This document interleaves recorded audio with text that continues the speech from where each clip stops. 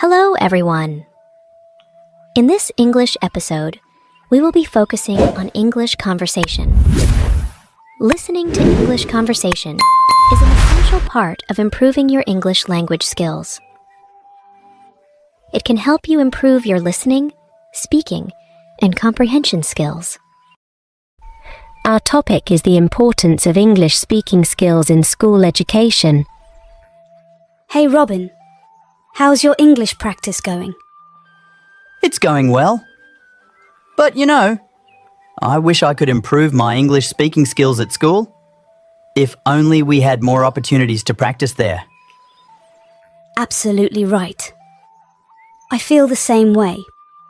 If we could practice English from an early age, we'd become fluent much faster. True. So, Ronica, how do you think we can solve this problem? Well, there are several ways to address this issue. But here's the sad part.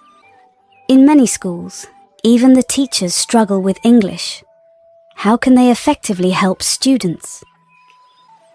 You're right. I've heard stories about teachers who can't speak English fluently themselves. Absolutely. The first step to improving this situation is to train the teachers themselves. If they can't speak well, how can they effectively guide students? Makes sense. But what's the second solution you mentioned? Well, let's call it the English environment approach. Imagine if teachers spent a portion of their class time speaking only in English.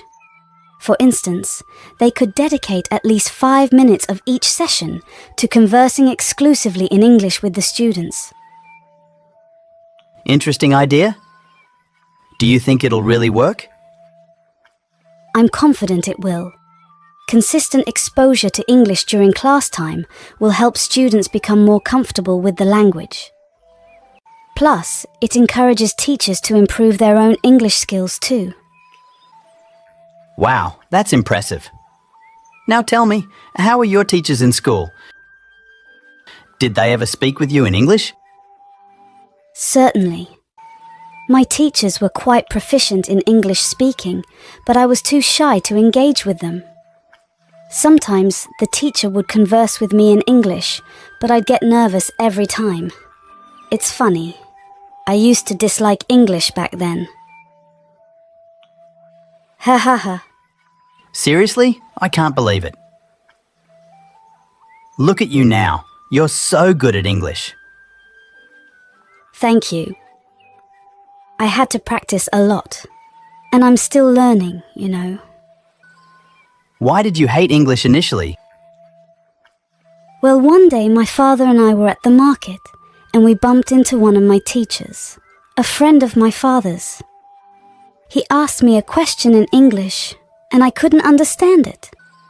I felt so embarrassed in front of my father. That incident made me dislike English, but later I realized I was wrong. What an amazing story. So, what did you do afterward? I decided to change my perspective. I started loving the English language.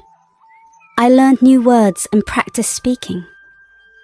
I even read English books aloud to improve my pronunciation. Learning new words is like collecting ingredients for a recipe. Just as you need the right ingredients to cook a delicious meal, you need a rich vocabulary to express yourself effectively in English. But it doesn't stop there. Knowing the words is one thing.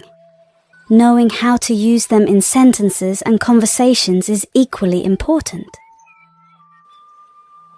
I understand, Ronica. It's not just about having the ingredients. It's about knowing how to blend them together to create something meaningful. Similarly, mastering English involves not only learning words, but also understanding their context and using them appropriately. Absolutely. I vividly recall my high school days. Our teachers would give us vocabulary lists to memorize from the textbook. However, the catch was that we rarely used those words in actual sentences or conversations. As a result, I struggled to retain them in my memory. You're right. We never practiced using those words in context. It's no wonder they didn't stick with us. The key is to apply new vocabulary in real-life situations to reinforce our understanding and retention. You're absolutely right. It's frustrating how teachers often focus solely on exam scores rather than practical language skills. Even though we've been learning English since our school days, many of us still struggle to speak it fluently. Ha ha ha ha, yes. It's funny, but painfully true. We're all in the same boat, trying to navigate the English language. Let me share an incident. One day, a teacher asked someone to speak in English in front of the entire class. Nobody volunteered. But eventually, one brave girl stepped forward and impressed the teacher. The catch? She had memorized her lines beforehand. Memorization isn't the best approach. It's much better to express ourselves spontaneously. Exactly. Students often treat English like it's rocket science, fearing every word they utter. But really, it's about practice and confidence. So true, Ronika. We need to break free from that fear and embrace the language. Let's keep practicing. If you have watched the video till now, it means that you are truly committed to improving your English. And the good news is that your efforts are paying off as you are making progress towards your goal. Keep up the great work. Our aim is to help you enhance your English skills. To achieve this goal, we recommend practicing the new words that were used in this conversation. We kindly request that you not skip the video, as it is crucial to learning new words regularly. Consistent practice is essential for improving your vocabulary and overall language proficiency. Let's work together to improve your English. Our sentence: We need to break free from that fear and embrace the language. certainly. In simple terms, when we say embrace, we mean to welcome, accept, and adopt something willingly. So the phrase break free from that fear and embrace the language suggests overcoming any fear related to language and being open to accepting and using it with a positive and welcoming attitude. It's much better to express ourselves spontaneously. Spontaneously means doing something in a natural and unplanned way, without much thought or preparation. It happens on the spur of the moment, without deliberate intention or premeditation. So if you do something spontaneously, you're doing it impulsively and without a lot of advanced planning. It's no wonder they didn't stick with us. Wonder is used to express surprise or amazement.